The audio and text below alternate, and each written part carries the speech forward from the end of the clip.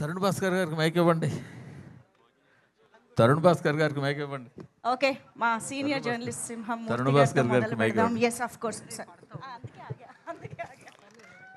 Sir visa interview లాగా అనిపిస్తుంది నాకు ఎందుకో.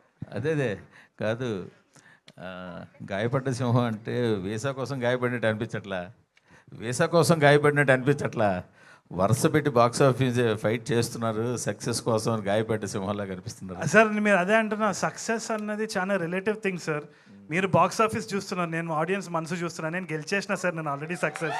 మీకు అది తెలుస్తలేదు అంతే. అయితే నో గాయం.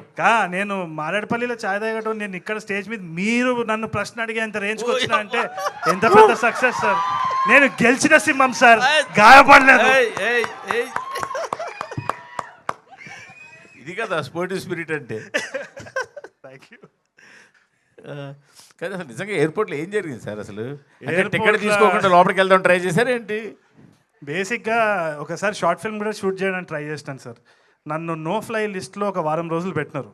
ఆ టైంలో వాళ్ళకి ఏం తెలియదంటే నాకు ఫ్లైట్ పైసలు అంత లేకుండే. వాళ్ళు నో ఫ్లై లిస్ట్లో పెట్టినా కానీ నేను బస్సులోనే తిరిగేటుండే. బట్ ఇప్పుడు కూడా ప్రమోషన్స్ కోసం పోవాల్సి వచ్చింది. It was an interesting promotion. అయితే చాలా మంది ఫోన్ చేసి ఏంది యూఎస్ వస్తున్నావంట రాలేవంట అని ఫోన్ చేసినారు. But it was a part of promotions. అంటే ఎలాగ రిజెక్ట్ అక్కడ దాకా వెళ్ళి వచ్చారా, లేకపోతే టికెట్ లేకుండా అక్కడికి వెళ్ళి ఏదో పాత టికెట్ చూపించి రిజెక్ట్ అని ఆ టైప్ ఏదో చేస్తావు, ఒక ప్లాన్ వేసుకొని వెళ్ళవు. ఫస్ట్ ఫ్లోర్ నుంచి వచ్చి మళ్ళీ అరైవల్ సెక్షన్లో మెక్డీలో కూర్చొని ఒక వీడియో తీసినావు అంతే.